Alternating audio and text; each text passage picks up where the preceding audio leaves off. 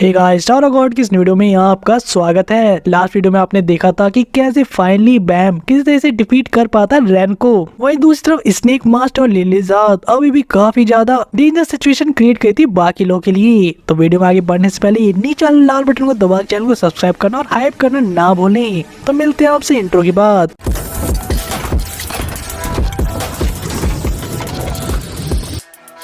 Video के starting में ही हम देखते हैं एंडोर्सीज़ाद और बाकी कुछ बचे हुए पार्टिसिपेंट को, जिसको कि एंडोर्सी अपनी पावर का यूज करके यहाँ पर ले आई थी। और लैंड करने के जस्ट अगले सेकंड हम एंडोर्सी को वापस बैम के रूम की तरफ ही भागते हुए देखते हैं ताकि वो बैम को बचा सके, उसकी हेल्प कर सके। जहाँ पे फक से आई हुई लड़की जो बैम को अपना गॉड मानती है एंडोर्सी को रोकने की कोशिश भी करती है, उसे ये एक्सप्लेन करते हुए कि बैम जो कि इसका गॉड है उसने ये सोच समझ के किया होगा। वो चाहता होगा कि एरिया क्लियर हो जाए ताकि वो आराम से जीत सके बिना किसी और को नुकसान पहुंचाए हुए। जब इन दोनों में बहस हो रही थी, इसी बीच हम यहाँ पे काफी सारे व्हाइट स्नेक्स को आते हुए देखते हैं, जिसको सबसे पहले एंडोर्सी सेंस कर पाई थी। और इन सभी को लीड करने वाली कोई और नहीं बल्कि लिलीज़ार्ड है, जो कि एक स्माइल के साथ कह रही है कि देखो तो भला तुम सब के सब यहीं जमा हो रखे हो एक ही जगह पे। एंडोर्सी और बाकी लोग सरप्राइज हो गए थे कि लिलीज़ार्ड स्नेक के साथ क्या कर रही है। वहीं पे लिलीज़ार्ड बैम को ढूंढ रही थी, क्योंकि आखिर वही तो उसका सबसे बड़ा दुश्मन ही ऐसा कोई हेडक है। और वो बाकी लोगों को सरप्राइज देकर उन्हें एक्सप्लेन भी कर देती है कि ऐसे तो मुझे भी नहीं पता कि एक्चुअल में चल क्या रहा है, लेकिन इन शॉर्ट में सारे स्नेक्स को कोई भी ऑर्डर दे सकते हो और ये बात मेरी मान के रहेंगे। और इसीलिए मैं अब तुम सभी को सफाया करने वाली हूँ। जहाँ उसके ऑर्डर स्नेक्स को कुछ इस तरीके से थे, जहाँ पे बाकी पार्टिसिपेंट को तो खत्म करने के लिए कह रही थी, वहीं पे एंडोर्सी को कैप्चर करना चाहती ताकि उसको टॉर्चर कर सके। एंडोर्सी अपने आप को अगली सुनकर काफी गुस्सा भी हो जाती है और लिलीज़ार्ड को कहती है कि तुम्हारे बारे में तुम्हारे बाप को किसी को रिपोर्ट करना चाहिए कि तुम कितनी बिगड़ चुकी हो। और इसी बीच जो सारे स्नेक इनके ऊपर अटैक भी करने वाले थे, लेकिन एंडोर्सी एंड मोमेंट पे अपनी बॉन्ग बॉन्ग का यूज करके सभी को बचा के दूसरी जगह टेलीपोर्ट हो जाती है, जहाँ उन्हें ये भी समझ में आ गया था कि बैम हो सकता है खतरे में पड़ सकता है अगर स्नेक और लिलीज़ार्ड उसके पीछे जाए। लेकिन इसी टाइम पर एंडोर्सी एक और चीज सोचती है और समझ में आता है कि स्नेक किसी रीजन की वजह से लिलीज़ार्ड के ऑर्डर्स को मान रहे हैं और ये डेंजर सिचुएशन उनके लिए एक अपॉर्चुनिटी भी लेकर आई है। यानी कि अगर ये लिलीज़ार्ड को कैप्चर कर ले तो इस केस में वो स्नेक इस वीकनेस को यूज कर सकते हैं उसी के खिलाफ। जब मैंने अलग अलग डायरेक्शन में भागते हुए देखते हैं, एंडोर्सी का कुछ और ही प्लान था, जिनमें से एक पार्टिसिपेंट को हम स्नेक को स्लो करते हुए देखते हैं उसे कट करके। वहीं दूसरे डायरेक्शन से फक की प्रिंसेस यहाँ पे अटैक करती है पीछे से लिलीज़ार्ड के ऊपर, लेकिन स्नेक सारा डैमेज अपने ऊपर लेके लिलीज़ार्ड को प्रोटेक्ट कर लेते हैं। जहाँ इस मोमेंट पे लिलीज़ार्ड का ईगो हट हो जाता है देखकर कि कैसे उसको हल्के में लिया जा रहा है इन पार्टिसिपेंट के थ्रू अटैक करते वक्त, और इसीलिए वो स्नेक को रुकने का ऑर्डर देती है और खुद ही अपनी पावर का यूज करके इन्हें किक और पंच करने लगती है। जहाँ हमें इस चीज को देखने को भी मिलता है कि कैसे लिलीज़ार्ड लगातार भारी पड़ी थी इन पार्टिसिपेंट के ऊपर, जब वो डिकॉय पंचेस दिखा के उन्हें किक मारती है तो कभी किक दिखाकर उन्हें पंच करती है, जिसकी वजह से लिलीज़ार्ड यहाँ पे काफी टैक्टिकली इनके ऊपर सुपीरियर दिख रही थी फाइट के अंदर। इनका प्लान भी तो यही था, वो चाहते थे कि स्नेक किस तरह से रुक जाए अटैक करने के लिए और ये लिलीज़ार्ड को कैप्चर कर पाए। और होता भी कुछ ऐसा ही है। यहाँ पे लिलीज़ार्ड पीछे करने लगती है पार्टिसिपेंट का उसको खत्म करने के लिए। लॉबी के उस जगह पर पहुंच गए थे जहाँ पे पोर्टल गेट था और एक पॉइंट पे लिलीज़ार्ड सेंसु एनफोर्समेंट का यूज करके सीधे उस लड़की की आगे आ जाती है, यानी कि पार्टिसिपेंट की, ताकि उसका एस्केप रूट ब्लॉक कर सके।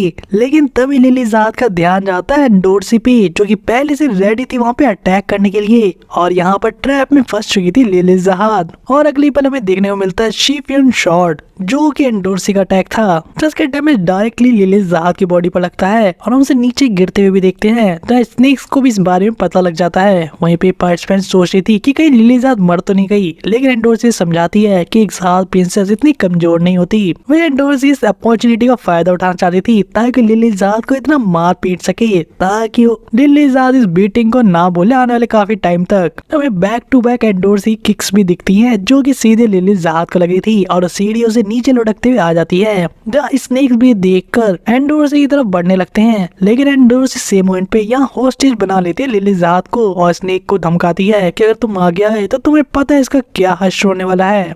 एंड ऑब्वियसली ये डेंजर सही में रियल था, क्योंकि चाहे यहाँ पर लिलीज़ार्ड एक ज़ार प्रिंसेस क्यों ना हो, इतनी स्ट्रॉन्ग हो, लेकिन एक दूसरी फेलो ज़ार प्रिंसेस अगर उसे स्टैप करती है तो इस केस में वो सही में काफी फेटल हो सकता है। और जैसा कि इन लोगों ने डिड्यूस किया था, यानी कि स्नेक की सिर्फ एक वीकनेस है और वो है लिलीज़ार्ड। होता भी वैसा ही है, स्नेक इनकी बात सुन लेता है। जहाँ इस पॉइंट पे लिलीजाद एंडोर्सी को डेस्परेट करके किस तरह से गुस्सा दिलाने की कोशिश कर रही थी, ये कहते हुए कि तुम शायद काफी वीक हो, जब मुझसे डायरेक्टली फाइट नहीं कर सकती 1-on-1, इसलिए तुमने मुझे इस तरह के ट्रैप में फंसाया और अभी स्नेक को रोकने के लिए मुझे हॉस्टेज बना लिया है। जहाँ पर एंडोर्सी उसे हंसते हुए जवाब देती है कि तुम भी तो स्नेक के साथ टीम अप करके बैम को बिना मतलब के मारने की कोशिश कर रही हो। जब हम देख कि लिलीजाद किसी तरह से अपनी जाल में फंसाने की कोशिश कर रही थी एंडोर्सी को, ताकि वो रेडी हो जाए 1-to-1 फाइट के लिए और स्नेक को वापस भेज दिया जाए। यहाँ तक कि लिलीजाद ये तक भी ऑफर करती है कि अगर वो हार जाती है इस 1-to-1 फाइट में तो इस टूर्नामेंट से बाहर कर लेगी खुद को, और अगर एंडोर्सी आती है तो उसे यहाँ पे होने वाली सारी चीजों को इग्नोर करना होगा और यहाँ से जाना भी होगा वापस,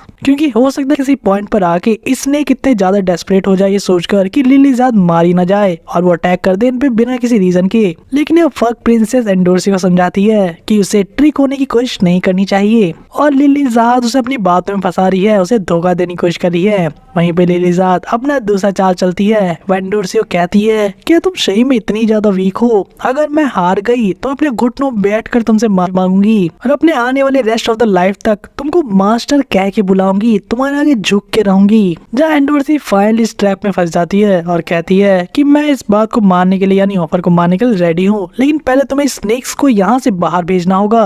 और अगर किसी भी तरीके से लिलीजाद ने इन्हें धोखा देने की कोशिश की, ये स्नेक ने इनके ऊपर अटैक किया से छोड़ने के बाद, तो यहाँ एंडोर्सी अपनी बॉन्ग वॉन्ग का यूज करके एंडोर्सी और लिलीजाद के साथ टेलीपोर्ट हो जाएगी, जिसके से दोनों डिस्क्वालीफाई हो जाएंगे। जब हम देखते भी है कि लिलीजाद इन सभी स्नेक्स को ऑर्डर देती है वैसे ही करने का जैसा एंडोर्सी ने कहा था, लेकिन वो मनीवन टेलीपैथिकली उन्हें ऑर्डर देती कि जाओ जाकर बैम को ढूंढ के लाओ जब तक हम दोनों का मामला सुलट ना जाए यहाँ पर। और एंडोर्सी भी काफी 2 स्टेप्स आगे वाला काम करती है, यानी कि वो अपनी बॉम्ब का यूज करके यहाँ से टेलीपोर्ट कर जाती स्नेक के जाते के साथ ही, ताकि वो कहीं और फाइट कर सके।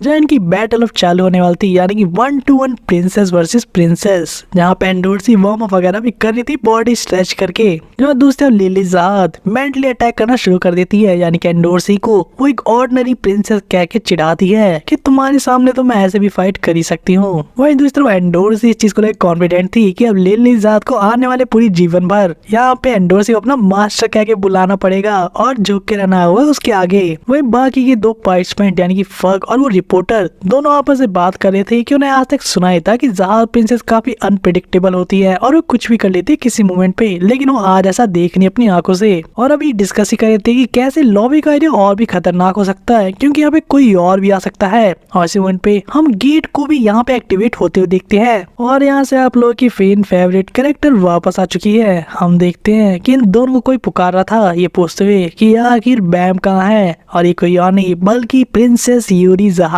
थी जो कि यहाँ आ चुकी है अपने बैम से मिलने के लिए। वहीं दूसरी तरफ हमें अब हैंगर का एरिया दिखाया जाता है जहाँ पे शिप वगैरह को डॉक करके रखा जाता है और इसमें से निकलते प्रिंसेस तियारा, कून और बाकी लोग। जहाँ कून इंस्टेंट ट्रेवल के अभी भी साइड इफेक्ट फील कर रहा था, लेकिन उसे पता था कि एक नई टेक्नोलॉजी की टेलीपोर्टेशन है जो कि और किसी फैमिली मेंबर के पास एग्जिस्ट नहीं करती सिर्फ इन लोगों को छोड़कर। वही अब हम देखते हैं कि प्रिंसेस तियारा और वो गार्ड जो कि इनके साथ आया है डिस्कस कर रही थी कि कैसे बैम को ढूंढने वाले हैं और इसका सॉल्यूशन भी उनके पास पहले से था। उन्हें पता था कि इसी हैंगर का यूज करके सभी लोग ट्रेवल करते हैं और वो लोग कहाँ रुकने वाले इसकी लॉग उन्हें यहाँ किसी रजिस्टर में मिल जाएगी। जहाँ कौन तो देखकर इतना इम्प्रेस हो चुका था कि कोई कैसे वाला इतनी खुफिया जगह के बारे में इतने आराम से जासूसी करके सारी चीजों को पहले से पता लगा चुका है। कौन ये सारी पॉसिबिलिटीज को सोच रहा था कि नहीं ये इन्फॉर्मेशन कहाँ से मिलेगी, क्या इनका कोई स्पाई यहाँ पर है या फिर इनके पास कोई और तरीका है सारी इन्फॉर्मेशन पाने का। जहाँ इसी बीच हम 2 गार्ड्स को भी इनको कन्फ्रंट करते देखते हैं, लेकिन इससे पहले यहाँ पे कुछ हो पाता। प्रिंसेस तियारा सिर्फ एक वर्ड बोलती है बस्ट, और इसके साथ ही दोनों गार्ड फट जाते हैं। यहाँ तक कि रैक और कून भी हिल चुके थे इस तरह के अटैक को देखकर। वहीं पे प्रिंसेस तियारा इन्हें कहती है कि हमें जल्दी आगे बढ़ना होगा इससे पहले कि बाकी लोगों को भनक लगे कि यहाँ पर क्या हुआ है। इसी के साथ ही सिचुएशन और भी ज्यादा खराब ना हो इसलिए तुरंत आगे बढ़ जाते हैं और इसके साथ ऐसे ही बहुत सारे अटैक्स को देखते हैं जहाँ इसके आफ्टर मैथ में हमें लाशें बिखरी हुई मिलती हैं जिनका आधा हिस्सा कहाँ गया किसी को नहीं पता। वहीं दूसरी तरफ कंट्रोल रूम के अंदर प्रिंसेस तियारा को इन्फॉर्मेशन मिल जाती है जहाँ से उन्हें बैम की लोकेशन का पता लगे और इतना ही नहीं, प्रिंसेस को यहाँ पे फैमिली लीडर के होने का भी पता लग जाता है। तो वो एक ये पॉसिबिलिटी भी सोच रही थी कि अगर उनसे फाइट करी तो क्या रिजल्ट आएगा, लेकिन उससे अभी अपने मेन मिशन पे ध्यान देना था। जब ये लोग वो दूसरी लोकेशन पे जाने वाले थे, लेकिन कून और रैक के पीछे हम यहाँ पे लाशों का ढेर देखते हैं जो एक के बाद एक मच्छर की तरह मर के गिरे हुए थे। और कून अपनी आंखों से ये नरसंहार विटनेस करने का सोचा था कि उसे सही में प्रिंसेस तियारा की गलत बुक्स में नहीं जाना चाहिए, वरना उसका भी यही हाल होगा। और उससे भी क्रेजी चीज ये थी कि सारा कांड प्रिंसेस तियारा ने अपने फेस पर एक स्माइल रखने के साथ किया था। उसे रत्ती भर भी दर्द नहीं था किसी के मरने का। वही हम इन लोगों को उस अजीब से एनिमल के पास आते हुए देखते हैं, यानी कि डुगोंग को, जिसके थ्रू ये लोग उस होटल तक जा सकते थे। और यहाँ का सिस्टम ऐसा था कि अगर कोई भी इस एनिमल का यूज करके टेलीपोर्ट ना हो तो यहाँ का सिस्टम ऑटोमेटिकली किसी भी पर्सन को वहाँ पे इंट्रूडर यानी कि घुसपैठिया मान लेता है और उसके ऊपर अटैक करना शुरू कर देता है। जब कून बताता है कि कैसे ये लोग एनिमल नहीं है, ना ही वो इन डुगोंग को कंट्रोल कर सकते हैं, तो ये आने का तो कोई फायदा ही नहीं हुआ। जहाँ पे प्रिंसेस तियारा बात सुन के हंसते हुए कहती है और रैक से पूछती है, क्या तुम्हारी टीम के अंदर नेट पिकर कौन है क्या, जो हर छोटी छोटी बात में प्रॉब्लम निकालता है और रोता धोता रहता है। जब रैक इस बात को सुन के एक चैट जैसा फेस बनाते हुए कहता है, तुमने बिल्कुल सही कहा प्रिंसेस, आप सही में स्मार्ट हो। और साथ में आपको बता दूं कि इस टीम का लीडर मैं हूँ। कून इन दोनों की बकवास सुन के उनको अपना मुंह बंद रख के कुछ सोचने के लिए टाइम मांगता है, लेकिन यहाँ पर वो वर्ड यूज करता है रेशनली, यानी कि सोच समझ के।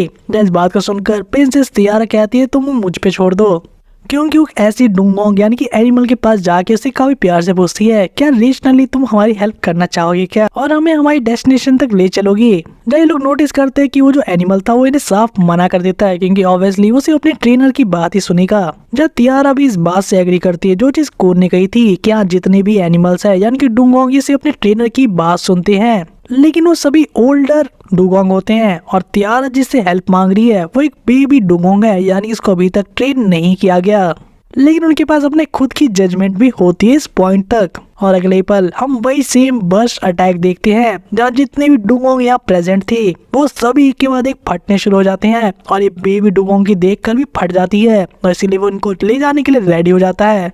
जब तियारा एक्सप्लेन करती है कि अगर इनकी लाइफ डेंजर में आ जाए तो ये अपने जजमेंट का यूज करके कोई भी चीज करने के लिए रेडी हो जाते हैं, और इस तरीके से ये लोग अपने डेस्टिनेशन यानी कि इस होटल में पहुंचने वाले हैं जहाँ बैम प्रेजेंट है। और यही चीज कहते हुए बेबी तियोंग की तरफ देखते हुए प्रिंसेस तियारा स्माइल भी करती है कि मैंने सही कहा ना बेबी डुगोंग। जब उसे डर से अपना सर हिलाते हुए देखते हैं, क्योंकि वो बंदा तो डर से कांप रहा था कि कहीं अगली बारी उसी की ना हो। और इसके कुछ समय बाद ही हम उस गार्ड को बेबी डुगोंग के ऊपर राइड करते हुए भी देखते हैं। वही इससे पहले हमें फ्लैशबैक में कुछ थोड़ी देर पहले की चीजों को भी दिखाया जाता है, जहाँ पे कौन कंप्लेन कर रहा था प्रिंसेस तियारा से कि वो एक ही बेबी डुगोंग के ऊपर कैसे जाएंगे, चाहे वो सारे उन सभी के ऊपर फिट ही क्यों ना बैठ जाए, वो काफी ज्यादा स्टैंड आउट करेंगे और कोई ना कोई उनको नोटिस कर लेगा रास्ते में ही। जब प्रिंसेस तियारा इस बात को सुन के वापस उनको चिढ़ाते कहती है, मिस्टर निटपिकर, तुम वापस से कंप्लेन करने लग गए ना, तुम्हारे नखरे खत्म ही नहीं होते। जब प्रिंसेस तियारा हवा में अपना हाथ लहराती है और कहती है कि मैंने सारी चीजें पहले ही कंसिडर कर ली थी, और इसके साथ ही हम एक मैजिकल पेन को अपेयर होते हुए देखते हैं, जिसको लेकर वो एक खाली किताब में कुछ लिखने लगती है। और हमें पता लगता है कि प्रिंसेस तियारा का प्लान है कि वो लोग इस किताब के अंदर छुप कर ट्रेवल करने वाले हैं। जहाँ हमें पता लगता है इस बुक का मैजिक पावर ऑफ फैमिली के एक मिस्टिकल आइटम्स में से एक है।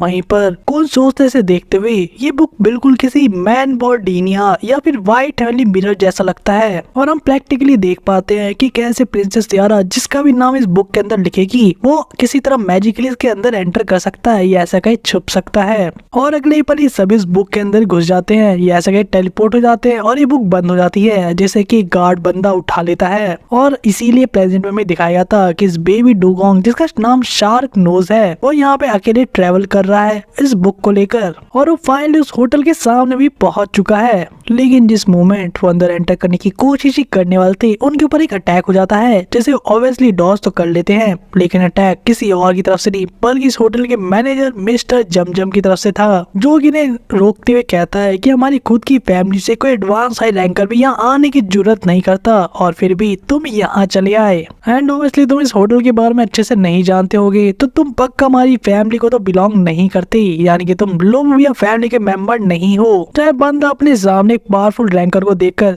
सोचने पड़ जाता है कि अभी तक उसका काम पूरा नहीं हुआ, यानी कि वो प्रिंसेस और बाकी मेंबर्स को होटल के अंदर नहीं पहुंचाया है। और वो मॉस्क्यूटो लगातार इसका पीछा कर रहा था, यानी कि इसे कोई ओपनिंग नहीं मिल रही थी उन लोगों को अंदर पहुंचाने की। लेकिन इसी मोमेंट पे गार्ड नोटिस करता है काफी सारी स्नेक्स को जो कि इस होटल के आउटर वॉल का यूज करके अंदर पेंट्रेट कर रहे थे। और इस पॉइंट पे जमजम एडवांस रैंकर यानी कि पाव बिदाव गार्ड के ऊपर अटैक कर ही देता है, लेकिन ये बंदा बुक को नीचे ड्रॉप कर देता है स्नेक्स के बीच में, और ये बुक साथ ही में अंदर पहुंच जाती है स्नेक के साथ ही साथ। इन दोनों के बीच में तो फाइट चालू हुई थी, लेकिन जमजम भी फाइनली अपनी 360 आई व्यू का यूज करके देख लेता है कि इस बंदे ने कुछ नीचे ड्रॉप किया है और वो शायद किसी तरह की बुक लग रही थी। यहाँ पर अभी एडवांस रैंकर उसे उलझाने के लिए कहता है कि तुमने मुझे कार टच करके मेरा हाथ स्लिप कर गया, और वैसे भी तुमसे फाइट करने के लिए मुझे एक बुक की जरूरत कब से लगने लग गई। लेकिन जमजम भी काफी स्मार्ट है, वो कहता है कि मेरी गट फीलिंग बता रही है कि इस बुक में कुछ तो खास है और मुझे उसी के पीछे जाना चाहिए। लेकिन ऑब्वियसली बंदा उसे ऐसा करने तो नहीं देगा, क्योंकि यही तो उसका मिशन है। वही अब सीन शिफ्ट होता है सेंट्रल लॉबी की तरफ, यानी कि यूरी जहाज के ऊपर, जो कि अपने सामने खड़ी लड़कियों से देखकर पूछती है क्या तुम पार्टिसिपेंट हो, यानी क्या तुम बैम से शादी करने के लिए यहाँ पे टूर्नामेंट में भाग लेने के लिए आई हो।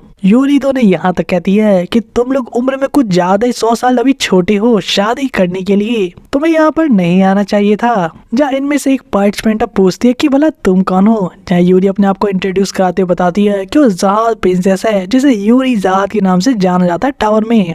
और उसके साथ ही वो इन्हें एक वार्निंग भी देती है कि तुम गलती से भी अपना मुंह किसी के सामने मत खोलना कि मैं यहाँ पर आई थी। जय रिपोर्टर पहले तो कुछ एक्ट नहीं करती, लेकिन सडनली उसका दिमाग खुलता है कि उसने किसका नाम सुना। उसके मुंह से निकल जाता है क्या तुम वही फेमस ट्रबल मेकर यूरी जहाज हो जिसके बारे में टावर में हर जगह किस्से फैले रहते हैं कि तुम किसी का ऑर्डर नहीं मानती। यूरी अपने बारे में सुनकर थोड़ा सा गुस्सा हो जाती है कि आखिर वो ट्रबल मेकर किसको कह रही है। वहीं दूसरी तरफ फक प्रिंसेस यानी कि जो अपने आप को इंट्रोड्यूस कराती है डार्वी के नाम से, कहती कि मुझे पता था कि आप यहाँ आने वाली हैं, और उसे ये बात जिनसुंग हां ने बताई थी ताकि समय आने पर ये लोग प्रिंसेस की हेल्प ले सके बैम को रेस्क्यू करने के लिए, यानी कि यहाँ से बचा के निकालने के लिए।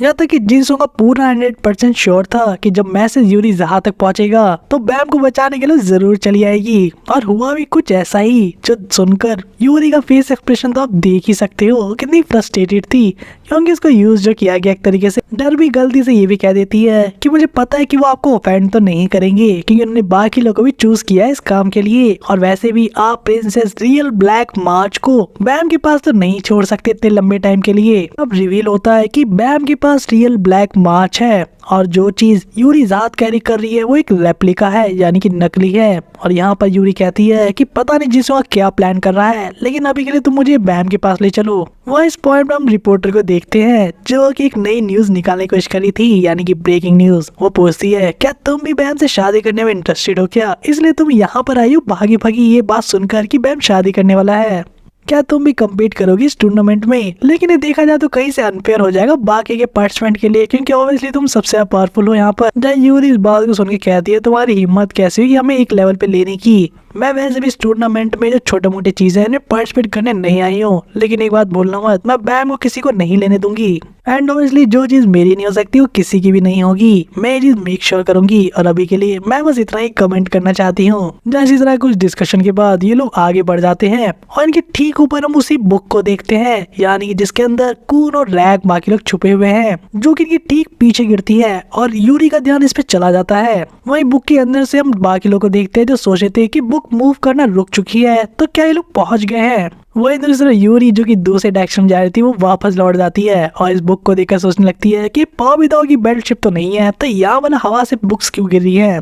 और यूरी इस बुक को अपने हाथों उठाकर सोचने लगती है कि इसका यहाँ होना काफी सस्पिशियस लग रहा है। लाइक पार्टिसिपेंट यानी कि डर भी पूछती है क्या यूरी इस बुक को रखेगी अपने पास, लेकिन यूरी का कहना था कि किस तरह का ट्रैप भी हो सकता है और इस न्यूसेंस से डील करने के लिए वो इस किताब को फाड़ने की सोचती है। लेकिन इससे पहले वो ऐसा कर पाती अंदर से टेलीपोर्ट होकर मैजिकली प्रिंसेस टियारा बाहर निकलती है ये कहते हुए यू सैवेज, और अगली स्प्लिट सेकंड के अंदर यूरी पे एक एयर अटैक, साथ में बुक उससे छीनना और वहां से थोड़ा सा पीछे हटके एस्केप करना, सारी चीजें इनका ग्रुप कर लेता है, यानी कि कून और रैग भी बाहर आ चुके हैं। वहीं दूसरा हम देखते हैं यूरी को जो कि अपने नेक को देख रही थी और उसे काफी अब गुस्सा आ रहा था क्योंकि पीछे सब चीजें डिस्ट्रॉय हो चुकी थी थी और वो कह रही थी क्या तुम कवर करने वाली इन सारी चीजों को अपने इंश्योरेंस में। जब प्रिंसेस तियारा मजाक में ताना मारते हुए कहती है अगर तुम लाइफ इंश्योरेंस की बात कर रही हो तो श्योर व्हाई नॉट। और इसी पॉइंट पर हम आज की टावर ऑफ गॉड की वीडियो को यहीं ओवर करते हैं, जहाँ आने वाले वीडियो में आपको देखने को मिलेगा कि आखिर प्रिंसेस तियारा जो कि पेन को रिप्रेजेंट करती है और